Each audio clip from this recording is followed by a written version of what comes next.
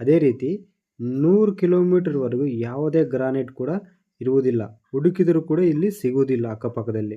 ಅಂತಹ ಸಮಯದಲ್ಲಿ ಇವರು ಎಲ್ಲಿಂದ ತಂದು ಮತ್ತು ಹೇಗೆ ಸಾಗಿಸಿಕೊಂಡು ಬಂದರು ಎನ್ನುವ ವಿಷಯ ಬಹಳ ಕುತೂಹಲಕಾರಿಯಾಗಿದೆ.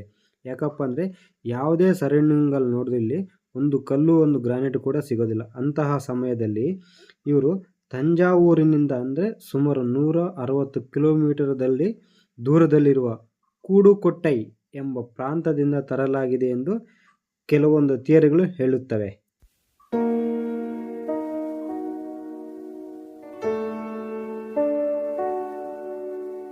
ಈ 80 ಟನ್ ಇಷ್ಟು ತೂಕವಿರುವ ವಿಮಾನ ಗೋಪುರವನ್ನು 1000 ವರ್ಷಗಳ ಹಿಂದೆ ಹೇಗೆ ಸಾಗಿಸಿದರು ಎಂಬುದು ಇಂದಿಗೂ ಕೂಡ ಒಂದು ಅದ್ಭುತವಾದ ಅಚ್ಚರಿ ಸಂಗತಿಯಾಗಿ ಉಳಿದು ಬಿಟ್ಟಿದೆ ಅಂತ ನಾವು ಹೇಳಬಹುದು.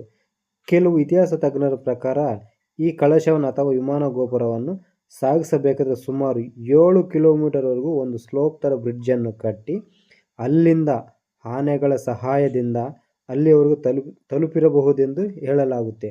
ಸೊ ಅದೇ ರೀತಿಯಾಗಿ ನಾವು ನೋಡಿದ್ರೆ ಅದೇ ಹೌದು ನಿಜ ಅನ್ಕೋಬೋದು. ಯಾಕಂದರೆ ಆಗಿನ ಕಾಲದಲ್ಲಿ ಕ್ರೇನ್ಗಳಾಗಲಿ ಮತ್ತೊಂದು ಮಿಷನ್ಗಳಾಗಲಿ ಯಾವುದೇ ಕಾರಣಕ್ಕೂ ಇರಲಿಲ್ಲ. ಅಂಥ ಸಮಯದಲ್ಲಿ ಇವರು ಅಲ್ಲಿಂದ ಹೇಗೆ ಸಾಗಿಸ್ತಾರೆ ಅನ್ನೋದು ಕೂಡ ನಾವೊಂದು ಅಚ್ಚರಿ ಅಂತಲೇ ಹೇಳಬಹುದು. ಆ ಥರ ಇದೆ, ವಿಸ್ಮಯಕಾರಿಯಾಗಿಯೇ ಇದೆ ಈ ವಿಮಾನ ಗೋಪುರ.